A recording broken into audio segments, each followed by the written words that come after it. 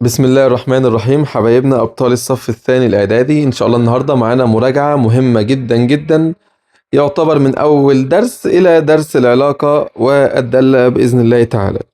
يلا صلوا على النبي. أول سؤال بيقول لي إذا كانت R دالة من X ل Y، وهنا تاخد بالك من أول حاجة إن هو قال لك إن هي دالة. طيب ما تفكرني كده يا مستر، يعني إيه دالة؟ والله دالة يعني لازم كل عنصر، وخلي بالك لازم تاخد بالك من حتة هي منين لمنين. هنا من اكس لواي، هتقولي ما انا متعود عليها من اكس لواي، هقول لك لا، ما هو ممكن في سؤال يوم جاي موقعك في الامتحان بما انك متعود دايما على اكس الى واي ويخلي لك واي الى اكس وتضيع الدنيا. وخلي بالك كمان ده هيعمل لك ايه، هيخليها لك من واي الى اكس وانت متعود من اكس لواي، ويحط لك الناتج اللي انت هتطلعه اختيار الف، يعني اللي هو ايه، عاملها لك ظبطه جامده يعني. فالمهم يلا صلى على النبي. يعني ايه داله؟ يعني كل عنصر من اكس المجموعه الاولى يعني يظهر كمسقط أول مرة واحد، أو يخرج منه سهم واحد. كمسقط أول مرة واحدة. وخلي بالك ده مفتاح سؤالك النهاردة، إن كل عنصر من إكس أو المجموعة الأولى يظهر كمسقط أول مرة واحدة. طيب يا فين المجموعة إكس؟ والله قال لك الإكس أنا مديها لك بواحد وخمسة وسبعة. واحد خمسة سبعة. والواي مديها لك بتلاتة وخمسة. كلام جميل. وقال لك إن مجموعة الأزواج المرتبة بتاعتك هي واحد وتلاتة وخمسة وتلاتة وإيه وتلاتة. زي الفل. قال لك هات لي قيمة إيه؟ هتقول لي يا مستر مش أنت قلت من شوية إن لازم كل عنصر يظهر كمسقط أول مرة واحدة؟ قلت لك قلت لك طب ما أنت شاطر أهو. الواحد ده ظهر كمسقط أول مرة واحدة؟ هتقول لي طب الخمسة ظهرت مسقط أول كمرة واحدة؟ كلام جميل، ظهرت. باقي لك مين؟ باقي لك السبعة. يبقى أنت عشان تحقق إن كلامه اللي هو قال لك إن الآر دالة، تمام، يبقى لازم السبعة دي تظهر كمسقط أول مرة واحدة، وما فيش إلا هو زوج مرتب واحد اللي باقي لك، يبقى خلاص، يبقى الإيه بتساوي سبعة. وبس كده إن شاء الله تكون واضحة وبسيطة. يلا صلوا على النبي. السؤال التاني قال لك الرابع، طبعا سؤال سهل جدا، الرابع المتناسب للأعداد 8 و12 و14. طبعا هتقول لي خلاص يا مستر ده أنا عارفه. هتقول لي طبعا هنفرضه اكس ونحط الاكس الرابعة، الترتيب الرابع يعني 8 و12 و14، وطبعا هنفرض الرابع المتناسب بتاعنا اكس. بعد كده 8 على 12 بتساوي 14 على اكس. وبعد كده كنا بنعمل ايه؟ كنا بنعمل مقص والله يا مستر. خلاص زي الفل. وخلي بالك قلت لك في الشرح عشان تجيب الاكس طبعا شرطة كسر، واللي قصاد الاكس في المقص هو اللي هيبقى في المقام، يعني التمانية هي اللي هتبقى في المقام عشان الناس بس اللي بتتلخبط. وبعد كده ال 12 في 14 هتساوي، بسط على الأربعة فيها الاتنين، وعلى الأربعة فيها التلاتة، وعلى الاتنين فيها الواحد، وعلى الاتنين فيها السبعة. وطبعا التلاتة في سبعة بواحد وعشرين. يبقى انت كده جبت قيمة الرابع المتناسب وهو 21. صلى على النبي. السؤال الثالث قال لك إذا كانت ال NX 2، ومحدش يقولها تربيع يا شباب لأن دي مجموعة مش متغير يعني أو رمز، بتساوي 4. وخلي بالك إن دي هنستفاد بيها حاجة، وقال لك إن ال NX ضرب Y بتساوي 12. طالب منك ال NY. طب ما هقول لك طب ما تيجي كده واحدة واحدة. ال NX ضرب Y دي هنشتغل عليها في الأول. يا دي معناها ايه؟ هتقول لي يا مستر معناها ان اكس عدد عناصر اكس ضرب عدد عناصر واي بيساوي ال 12. طيب يعني هو بقى امتحان طالب منك ان واي، يبقى انت بالك المعطى ده اكيد هتستخدمه اللي هو ال ان اكس 2. طب ده هتستفاد منها ايه؟ والله هتستفاد منها ان ال ان اكس بتساوي طبعا اكيد 2، لان دي معناها ان اكس في ان اكس و4، الاتنين في 2 ب4. او في ناس بتاخد لها الجذر عادي، كل الامور سهله. طيب بعد كده بقى لو لاحظت ان عندك هنا ال ان اكس باتنين، يبقى انت هتشيل ال ان اكس دي وتحط مكانها 2. يبقى انت عندك 2 في ال ان واي اللي انت عايزها بتساوي ال 12. طب هو ال 2 في كام يدينا 12؟ ال 2 في 6. خلاص يبقى ال ان واي بتساوي 6. تمام. السؤال الرابع، يلا صلى على النبي. قال لك اذا كانت R بتساوي المجموعة 1 و4 و2 و4 و3 و4. تمام، ادتني مجموعة الأزواج المرتبة. بيقول لك تمثل دالة فإن المدى. ياه سهل جدا، ده درجة ببلاش دي. مش أنا قلت لك المدى هو المسقط التاني؟ هتقول لي أيوه يا مستر. طب خلاص، يبقى تاخد المسقط التاني. من المسقط التاني هتقول لي وعندي هنا 4 وهنا 4 وهنا 4. خلاص يبقى أكيد المجموعة 4 وشكرا. تمام. بعد كده طبعا يا شباب لو كان سؤال مقالي ومثلا عندك المسقط التاني فيه رقمين، يعني مثلا وليكن يعني 2 و7 و3 و5 مثلا و9 و7 و9 و5. طبعا المسقط التاني عندك هنا 7 و5 و7 و5. محدش يروح يختار بقى ال7 مرتين و5 مرتين. ما تكررش يا جماعة في المجموعة غلط. هتختار 7 و5 بس، غير كده لا. تمام، عشان بس برضو ليه للتوضيح، لأن في زمايل منكم وقعوا فيها يعني. المهم نكمل. يلا صلوا على النبي. طبعا والمجال المسقط الأول كلنا عارفينها أكيد يعني. سؤال 5 قال لك إيه؟ قال لك إذا كانت الاف اكس بتساوي 2 اكس ناقص 1. كلام جميل. 2 اكس ناقص 1. قال لك فإن اف 2 طالب منك اف 2 ناقص 3 اف 1. طيب صلى على النبي. والله عشان اقدر اجيبها فانت خليك ايه، انت شايف ان السؤال مثلا انا مخضوض منه شويه يا مستر معلش، هقول لك ماشي وانا هعتبر نفسي مخضوض انا كمان.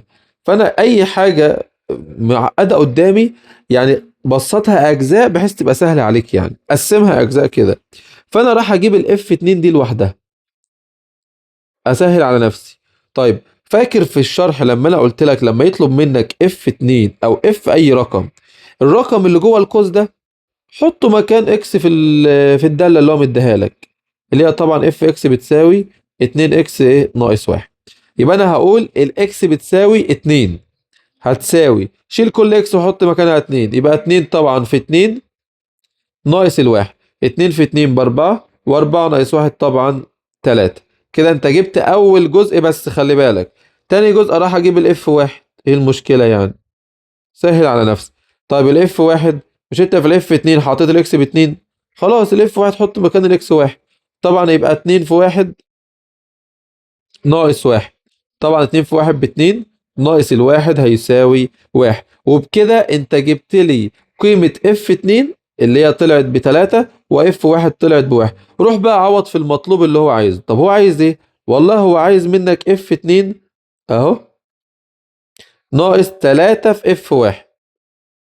طب يا اف 2 بكام؟ ب 3 يا مستر. ناقص 3 في اف 1، واف 1 بكام؟ اف 1 بواحد. يبقى 3 في 1 ب 3، و3 ناقص 3 طبعا صفر. يبقى الناتج بتاعك صفر. ان شاء الله سهلة وبسيطة. يلا صلوا على النبي. سؤال رقم 6 قال لك إذا كانت الإكس بتساوي، طبعا هو سهل جدا إن شاء الله، ركز معايا. الإكس بتساوي 2 و3 و5، والواي بتساوي 6 و7 و8 و9. أي من العلاقات الآتية تمثل دالة من إكس إلى واي؟ طيب زي الفل. أنت إيه اللي يا مستر في السؤال الأول؟ خلي بالك إن هي قال خد بالك من حاجتين. العلاقة بقت دالة، يعني لازم كل عنصر يظهر كمسقط أول مرة واحدة. كلام زي الفل. وقال بالك وخلي بالك كمان قال لك ان هي من اكس لواي. خلاص يبقى لازم المسقط الاول يكون تبع اكس والمسقط الثاني لازم يكون تبع واي. طب كلام جميل ما شاء الله. طيب الاكس عندي فيها 2 و3 و5. اروح ابص على اول اختيار، هل الاتنين ظهرت كمسقط اول؟ هتقول لي لا يا مستر. ليه؟ لان في الزوج المرتب الاول ظهرت والزوج المرتب الثالث ظهرت، فبالتالي ده كنسل على طول، ده اكس الاختيار الف يعني. اختيار رقم باء، الاتنين ظهرت كمسقط اول. ايوه. طب التلاته ظهرت؟ لا ما ظهرتش. هتقولي بس الخمسه ظهرت. اقول لك ما يخصنيش. انا قايل لك ايه في الشرط بتاع الداله؟ لازم كل عنصر من الاكس المجموعه الاولى يظهر كمسقط اول مره واحده، فبالتالي اختيار ب ده غلط. اختيار ج، الاتنين ظهرت مره هنا ومره هنا، فبالتالي ما تكملش، يبقى اختيار ج غلط.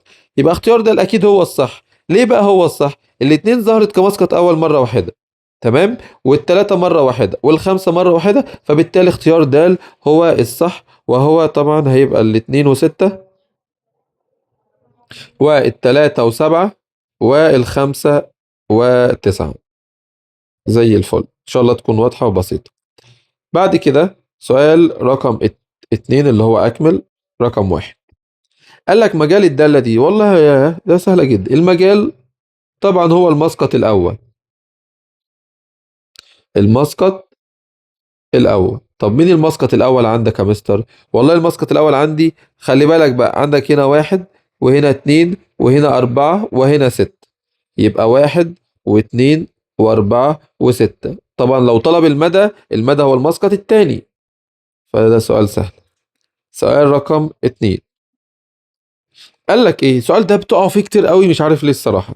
قال لك الاكس ضرب واي بتساوي مجموعة الأزواج المرتبة 2 و3. طيب تمام. قال لك ايه؟ انا عايزك تجيب لي اكس 2. طب هو يعني ايه اصلا اكس 2؟ والله يعني اكس ضرب اكس. طب هو انت معاك اكس يا مستر؟ والله هي مش معايا، بس انا اقدر اجيبها منين؟ اجيبها من العلاقة دي. تمام. هقول لك بص يا سيدي، مش انا قايل لك من شوية ان الاولى يبقى تبعها المسقط الاول والتانية تبعها المسقط التاني؟ ايوه خلاص، يبقى بس يبقى الاكس فيها المجموعة 2، لان انت عندك زوج مرتب واحد اصلا. والواي طبعا هيبقى المجموعة 3. بس انا مش محتاج الواي في حاجة. خلاص، يبقى انا عشان اجيب اكس 2، يعني انا هضرب الاكس في اكس، يعني المجموعة 2 ضرب المجموعة 2. طبعا هيساوي مجموعة الازواج المرتبة 2 و2. وطبعا لو طلب واي هتبقى مجموعة الازواج المرتبة برضو 3 و3.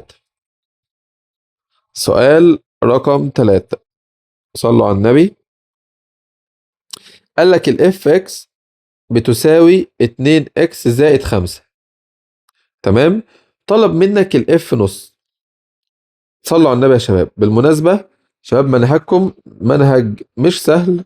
تمام. ومحتاج مجهود كبير يعني. فهتلاقيني بعمل لك دايما تقييمات ومراجعات كتير، حتى اكتر من تالتة اعدادي اللي هم اصلا شهادة. تمام. فنصيحة يعني من اخوكم الكبير، ما تراكمش اي درس. الوحدة الاولى شبه سهلة، الوحدة التانية مش سهلة، فيها افكار، ومش بقول لك صعبة، بس انت لازم تذاكر وتحل وتعرف الافكار كلها بدري، عشان ما تجيش قدام وتندم.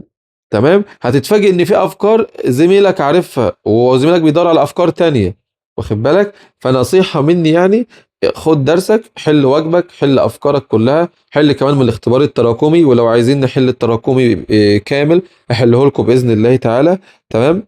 فانت ما تراكمش عشان ما تندمش. الرياضة سهلة وممتعة، ومش بقول كده عشان انا المستر يعني. طيب صلوا على النبي. طلب منك الاف نص. بصوا يا جماعه، اي سؤال على الداله طلبت مني اف نص، اف 3 على 4، اف حتى 5 من 1000. تمام. هشيل الاكس واحط مكانها الرقم اللي انت عايزه. بس يبقى انت هتحط لي الاكس بتساوي نص. يبقى الاف اكس، طبعا هشيل اكس واحط نص، يبقى الاف نص هتساوي 2 في نص. ما تتخضش لما تشوف في كسور، ايه المشكله يعني؟ تمام. 2 في نص زائد 5. طيب 2 في نص يعني نص الاتنين، ونص الاتنين كام؟ نص الاتنين 1. طبعا زائد الخمسة بتساوي 6 وشكرا.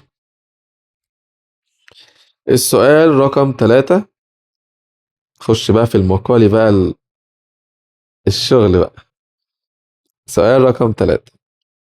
قال لك الاكس بتساوي المجموعة 2 وسالب 1، والواي بتساوي 4 وصفر، والزد بتساوي 4 وخمسة وسالب 2. كلام زي الفل. أول مطلوب معانا وهو الاكس ضرب واي. يا بس كده يا مستر، ده سهلة خالص. اقول لك سهلة، بس انا بس بستدرجك للأسئلة اللي بعدها، بديلك سؤال سهل يعني. فطبعا هتضرب عادي جدا المجموعة اكس 2 سالب 1 ضرب المجموعة واي وهي 4 وصفر. طبعا وهتعمل توزيع عادي جدا. هيبقى طبعا اهو الاتنين مرة مع الأربعة ومرة مع الصفر، وبرضه كذلك السالب 1 نفس النظام. فبالتالي هيبقى أول زوج مرتب وهو 2 و4، وبعدين 2 وصفر، وبعدين سالب 1 و4، وسالب 1 وصفر، وبس كده شكرا. طيب السؤال التاني أو المطلوب التاني، طالب مني x2. يا جماعة محدش يقرأها اكس أس 2. طبعا اكس 2 لسه قايلينها من شوية، يعني اكس ضرب اكس، أضرب المجموعة اكس في نفسها مرتين يعني، اللي هي 2 وسالب 1 في نفسها مرتين، 2 وسالب 1. فطبعا هنعمل برضو نفس التوزيع بالظبط، هيبقى 2 و2 أول زوج مرتب، وبعدين 2 وسالب 1 زي الفل، وبعدين سالب 1 و2، وبعدين آخر حاجة سالب 1 وسالب 1. تمام. المطلوب الثالث وهو، ركز بقى، زد تقاطع اكس، سوري زد تقاطع واي ضرب اكس. فانا قايل لك ايه في الشرح؟ قايل لك اشتغل على اللي جوه الاقواس الاول، لازم تجيب لي اللي جوه الاقواس الاول. طيب هو ايه اللي جوه الاقواس؟ والله اكس تقاطع واي، ويعني ايه تقاطع؟ يعني المشترك، كلنا عارفينها. تمام. طب معلش يا مستر، بس هي فين المجموعه فين المجموعه زد؟ والله الزد اهي 4 و5 وسالب 2. طب فين الواي؟ 4 وصفر. طيب كلام جميل. قال لك ايه بقى؟ انا عايزك تجيب لي المشترك اللي بينهم. واضح جدا ان المشترك اللي بينهم هو الاربعة. خلاص، يبقى انا هقول المجموعة 4 ضرب المجموعة اكس اللي هي 2 وسالب 1، اللي هي هتساوي طبعا 4 و2 اول زوج مرتب، وبعدين 4 وسالب 1 وشكرا، زي الفل. المطلوب اللي بعده.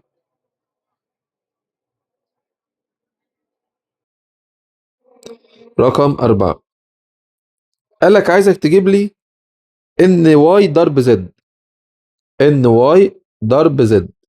طبعا الباشمهندس الشاطر يعني هو اللي بيحل معايا، يعني مثلا كل سؤال ممكن هو يوقف السؤال، يوقف الفيديو يعني، وبعدين انت حل اختبر نفسك يعني. خلي بالك حتى لو انت عملت مشيت بالنظام ده، انا مثلا عملت يا مستر، فتحت الفيديو بتاع حضرتك، تمام، اول سؤال انا فكرت فيه، ما عرفتوش، شفت حل المستر، فانا هو كده هيثبت اكتر من اللي بيشوف الفيديو وخلاص يعني. تمام. فانت حاول تحل، اتعب في السؤال، ما عرفتوش خلاص غلطتك تتعلم منها، ما تقعش فيها تاني.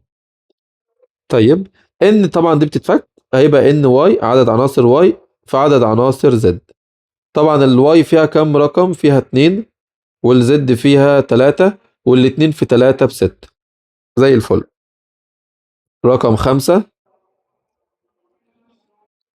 قال لك ان واي 2، زي الفل، ماشي، سهلة جدا. طبعا ان واي 2 ممكن واحد يقول لك ايه، عدد عناصر واي اس 2، ماشي مش مشكلة، او اضرب ان واي في ان واي، برضو الاتنين سهل. يبقى طبعا 2 في 2 او 2 اس 2 كده كده هتساوي 4. اخر مطلوب، والله يا مستر معلش بس انا لما شفته الصراحة اتخضيت. اقول لك ليه يعني؟ عشان في ان وفي قوس كبير، وعندك اكس فرق واي ضرب زد. ليه يا عم؟ ده انا هوريك حالا اللي هو تافه جدا. اول حاجة، اعتبر ان الان دي مش موجودة، ولا كأنها، ولا كأني طالب منك عدد العناصر.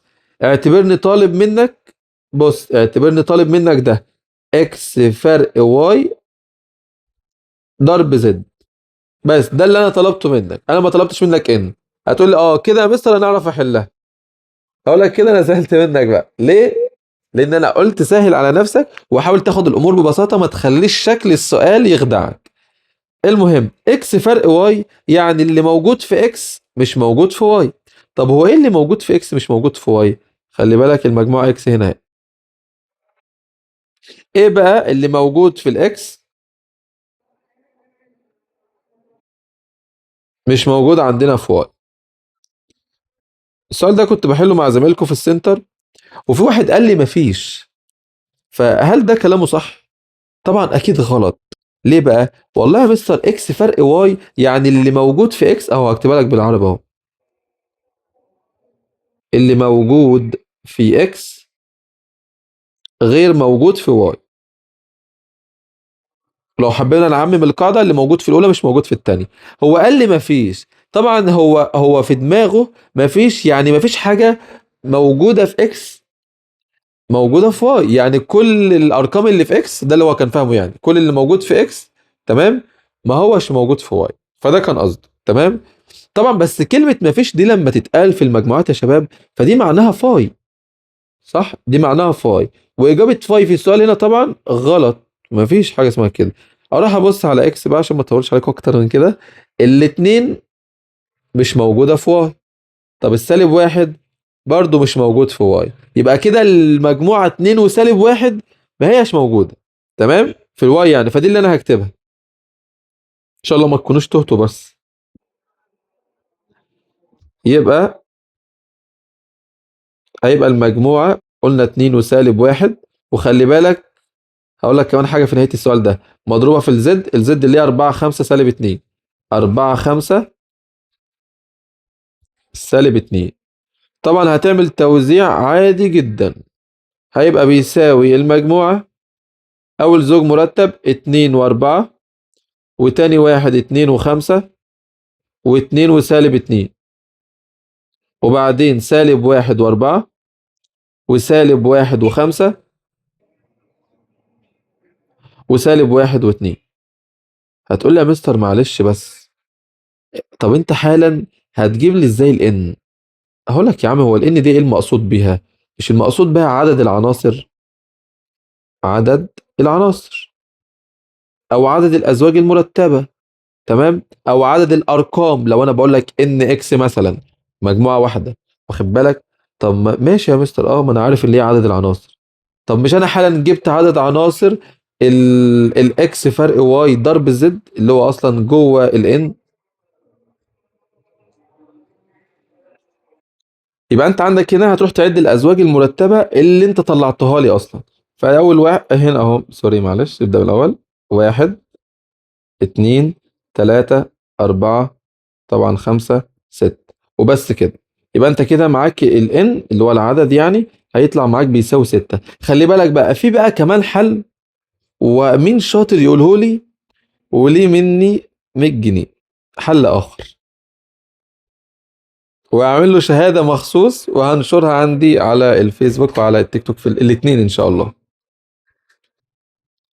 حل اخر، وبدون ما تستخدم بقى ايه مجموعة الازواج المرتبة ولا اي حاجة خالص. تمام. فبلغوني بقى في التعليقات وان شاء الله نشوف بقى مين اللي هيكسب باذن الله. يلا صلوا على النبي. السؤال الثاني بيقول لك اذا كان A على B، سؤال مهم خلي بالك، بتساوي 7 على التلاتة. بقول لك اثبت ان، خلي بالك بقى عشان في كتير برضه منكم بيقع في الحته دي. هو بيقول لك يا شباب هنا اثبت ان، فما حدش يروح يقول لي الاول على التاني بيساوي التالت على الرابع. يا عم الحاج انا بقول لك اثبت ان هي متناسبه، انا مش بقول لك ان هي متناسبه. فانت لما تروح تطبق ان هي متناسبه، طب انا هو بتاع السؤال بقى اللي بيعلم يعني هيفهم ايه يعني؟ ما ينفعش. تمام. فهو بيقول لك اثبت ان الكميات دي متناسبه. طيب دي استفاد منها بايه المعطى اللي هو مديهولك ده؟ طبعا كنا بنقول مقدم على مقدم بيساوي تالي على تالي. يعني A على 7 بتساوي B على 3. ايوه بالظبط كده، واقوم جاي ضايف ثابت التناسب اللي هو الكي. يبقى ساعتها ال A بتساوي 7K وال B بتساوي 3K.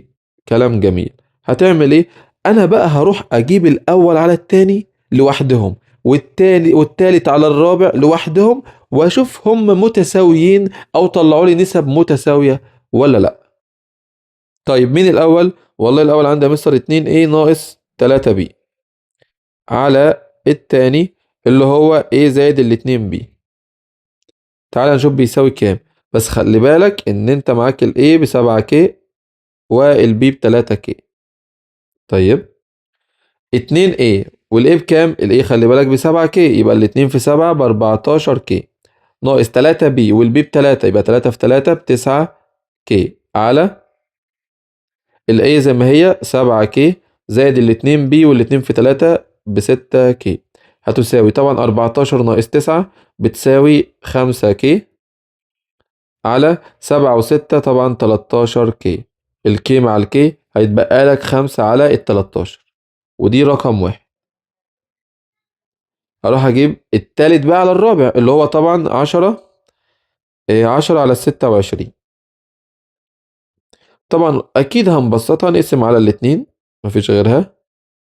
هيبقى 10 على الاتنين 5، و26 على الاتنين فيها ال13، واسمي دي رقم 2 ومن 1 و2 ينتج أن، إذا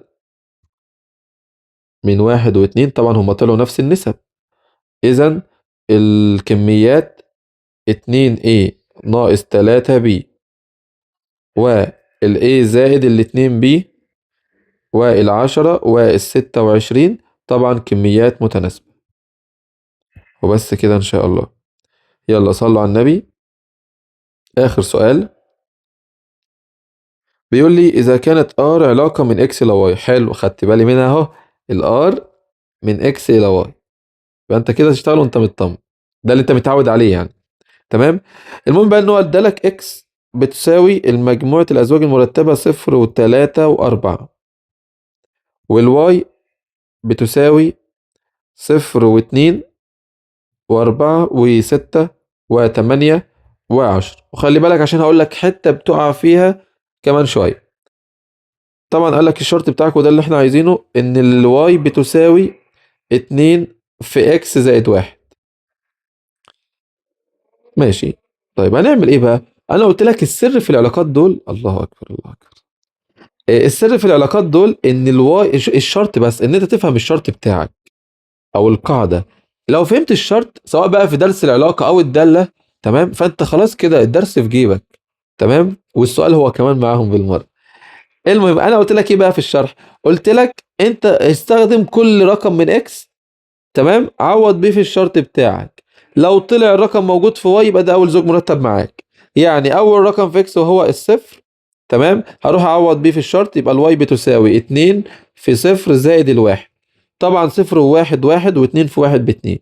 طب الاتنين موجودة في واي؟ موجودة يا مستر، خلاص يبقى ده أول زوج مرتب معايا، وهو إن الصفر اللي هو الإكس يعني، والواي باتنين. بعد كده هنحط الإكس بتلاتة. كلام جميل. يبقى الواي بتساوي 2 في و3 زائد واحد، هتساوي اللي 3 زائد واحد 4. 4 في 2 ب8. طب التمانية موجودة في واي؟ موجودة يا مستر، خلاص يبقى ده تاني زوج مرتب معايا، اللي هو هيبقى 3 و8. الإكس بتساوي 4، يبقى الواي بتساوي 2 في 4 زائد الواحد. طبعا 4 واحد 5، 5 في 2 ب10. يبقى تالت زوج مرتب معانا وهو الأربعة والعشر. طبعا العشرة كده كده موجودة. طيب أول مطلوب بقى طبعا اللي هو مجموعة الأزواج المرتبة اللي أنت أصلا طلعتها لي دي، اللي هي 0 و2 وال3 و8 وال4 وال10. طيب يبقى أول مطلوب اللي هو الآر هتساوي مجموعة الأزواج المرتبة 0 و2 و3 و8 و4 و10. طيب تاني مطلوب قال لك ايه؟ مثل العلاقة بالمخطط السهمي. ايوه تعالى لي بقى، ودي اللي انا بقول لك اللي انت هتقع فيها.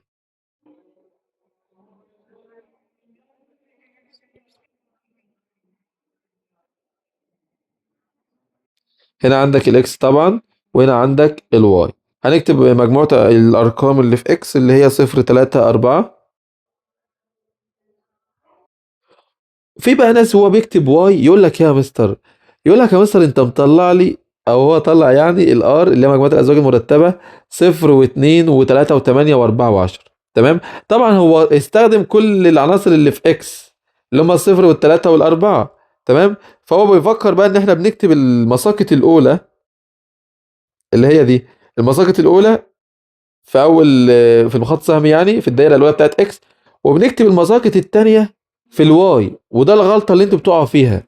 فلا ده غلط طبعا، انا بكتب المجموعه اكس كامله والمجموعه واي كامله. هتقول لي يا مستر بس خلي بالك ده انت ما استخدمتش الاربعه ولا السته، سوري، ما استخدمناش الاربعه ولا السته ولا الصفر، ايه المشكله؟ عادي، ايه المشكله؟ هو خلاص يعني ما ينفعش؟ يبقى انا هكتبهم عادي زي ما هم. 0 2 4 6 8 10. 0 2 4 6 8 10. طبعا اول سهم هيبقى من 0 ل2، وتاني سهم هيبقى من 3 ل8،